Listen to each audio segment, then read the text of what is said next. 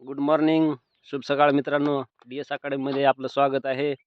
आज आपल्याला डी-एस अकॅडमीच्या विद्यार्थ्याचा मी परिचय करून देत आहे. हे आपले डी-एस अकॅडमीचे संचालक दिनेश सोन्नर, डी-एस अकॅडमीचे विद्यार्थी राजकुमार फुगनर, माझा मुलगा सागर मोरे, गोविंद माळे, तुझं नाव काय बाळा? आरोही दादा फुगनर, बालासाहेब फुगनर, ऋषी, आणि हे आमच्या अकॅडमीची शान दादासाहेब फुगनर यांची आता भविष्यात होणाऱ्या मॅरेथॉन स्पर्धेसाठी निवड करण्यात आली आहे. सगळ्यांनी टाळ्या वाजवून एकदा त्यांचं अभिनंदन करावे.